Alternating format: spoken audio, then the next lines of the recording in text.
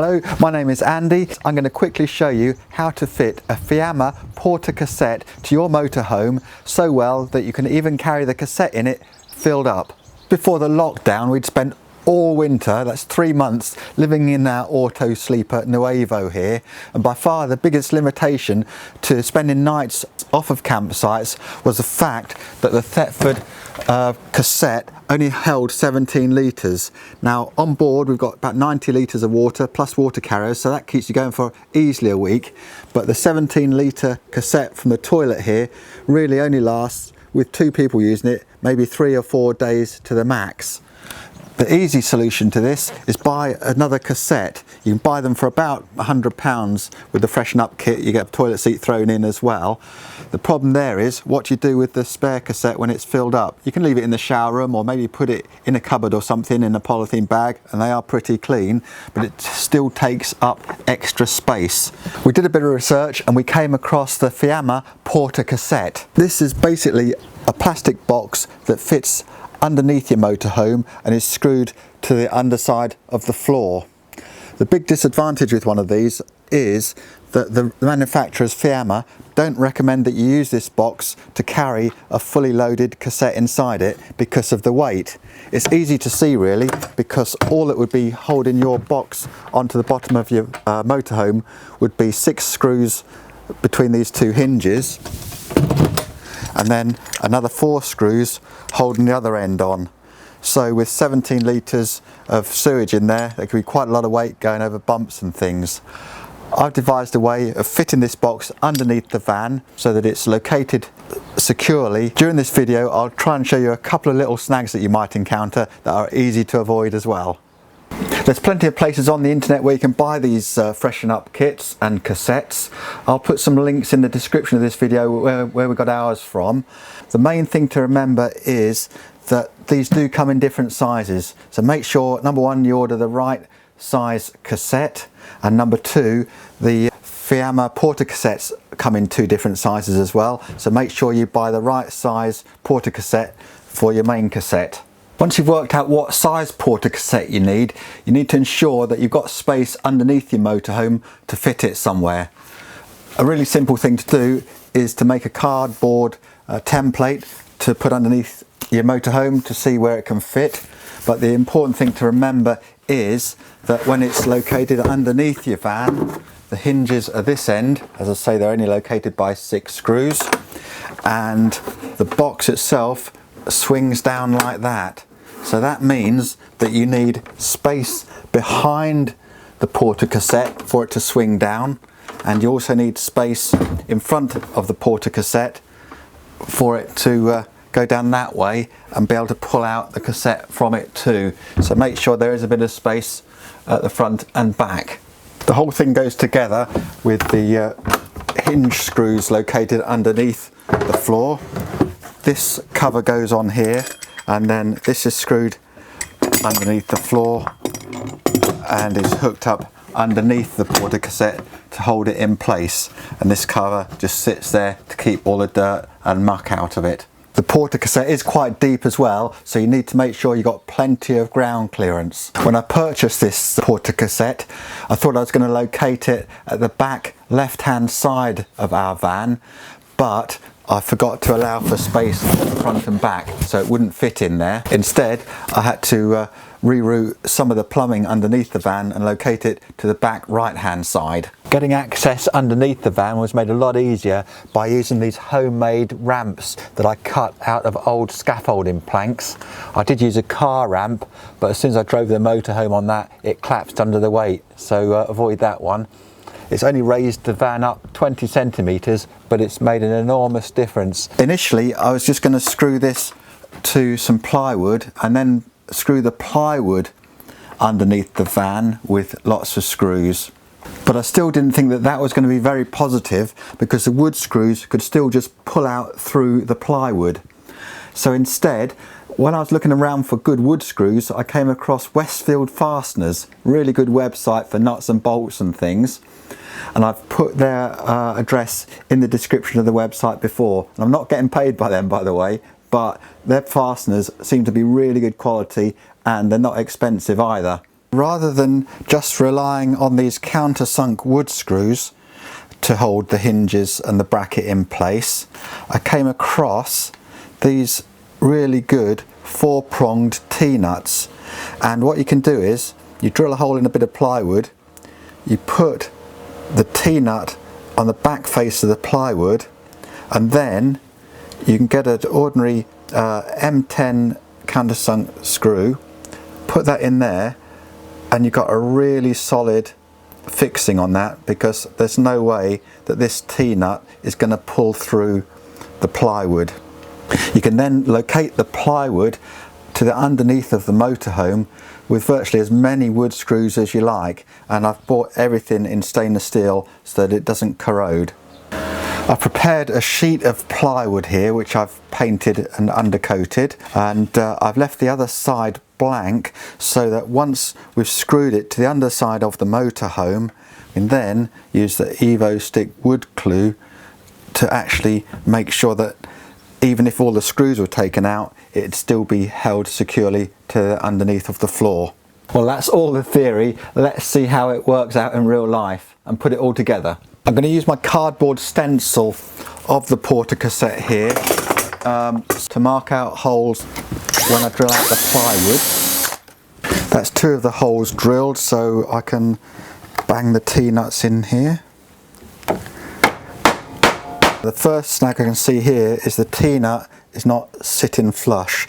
So what I'm going to do with the other holes and this hole now, I'm going to get a flat drill, and I'm just going to drill in about 1 millimetre so these T-nuts sit in flush, and then this plate can sit nice and tightly against the underfloor of the motorhome.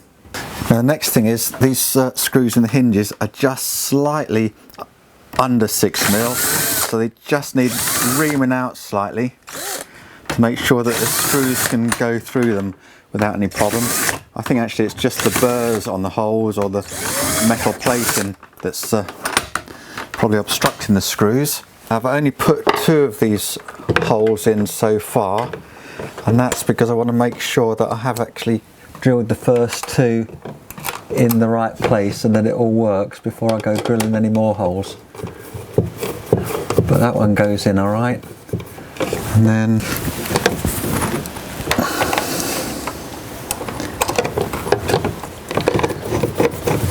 it does fit.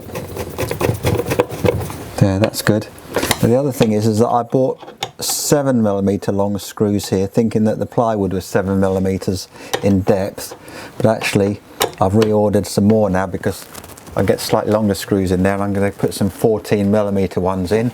But you can see how that's going to go underneath the van, and it'll all be held up like that, and that is feeling solid as a rock. And I've still got another 4 more screws to put in, so I can confidently now drill the other 4 holes knowing that they're going to be in the right place.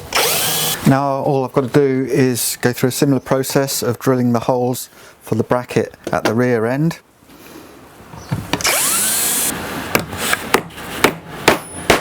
Important thing is not to countersink these too far, because if you countersink it too deep, it's going to stick out the other side.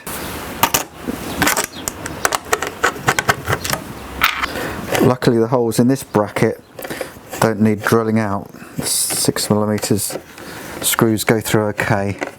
So hopefully here you can see how it works. That's the front end, just got the hinges on. This hinge end here is at the back, and then when it's in place under the van, you just unscrew that. This bit comes out. So all we need to do now is get all our screws and screw this underneath the motorhome along with the glue.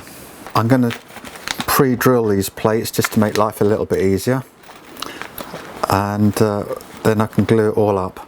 Obviously you want screws that are long enough to go through the plywood and into the motorhome floor. Don't buy screws that are so long that they go straight through your motorhome floor, up through the floor covering the other side, and you've got them poking through the floor indoors. You can see I've got 2 pieces of plywood here. That's because that's the only spare I had. It would be better just to get 1 big sheet of plywood and just make it a lot neater job. But the other important thing is that the plywood does need to be at least 7mm thick, because these 4-pronged T-nuts are 7mm, and anything less than 7mm, and then they're going to stick out either side, and then you're not going to get a tight fixing. There's no way I'm having these plates fall off the bottom of the van. I've put 15 holes in each plate, and I'm just about to countersink each hole so that these screws sit in there nice and flush. Okay, I'm pretty excited. Everything's ready. I've just got to put these plates in the right position underneath the van, and we should be all ready to go. I'm screwing the hinges on, and then I can offer this up underneath the van, get a marker pen and draw the outline of the plywood underneath the van. Then I can start screwing it on in place. So I've put the front bit of plywood in with 2 screws. There's 2 screws holding the hinges on, and it seems like it's in the right position. It moves up and down nicely. It feels remarkably firm actually. I just want to make sure that I can get the cassette in here and that everything else goes in before I put the rear bit of plywood on the underfloor position. I'm really appreciating the fact that this is up on ramps, because the extra headroom makes a big deal of difference at this stage. Let's hope this fits in. It's going to be tight. It's going to be tight. Oh dear. Well, it was a good job that I did a trial fit there, because when I opened the box and brought it down, I realised it was hitting at the front there, so the box had to come back about 2 inches further than expected, and that meant that I've had to take about 2 centimetres off either side of that bit of plywood up there to miss that wiring. But now it does seem to have gone in, and I think it's going to be ready for gluing up. So now the next morning, I've had an incredible rush of enthusiasm. I'm up here, 7 o'clock, all the paint's dried. It's all ready to screw onto the underside of the van. All I need to do is put a bit of wax oil on the hinges and on the metal fittings, and we should be ready to go. Oh, well, it's not as nice as under here as I thought it would be. There's a bit of a river of water running down the tarmac under here, but at least I'm not getting rained on my head. Well, one thing's for sure, it's definitely a good idea to have got up early and not gone cycling, and to have done this job instead. I don't know what that was. Oh. Already got glue all over my fingers and my back's all wet. Still, at least the van is up.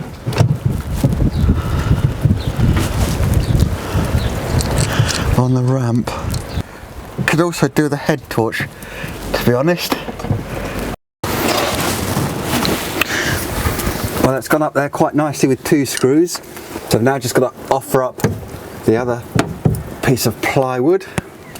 Make sure I get that located in the right place. Still got the holes,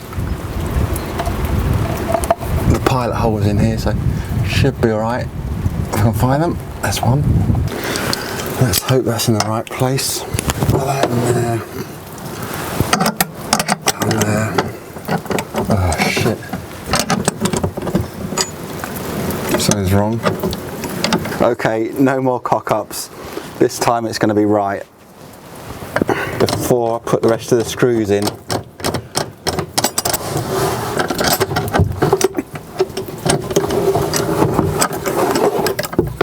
That's good. Right, I can do the next stage now of all the other screws. I've now put most of these screws in that bit of plywood there, and I can tell how the way some of those have gone in, that if I'd have just put screws through the hinges, it would never have held up for very long. And I'm glad that there's glue supporting that panel as well.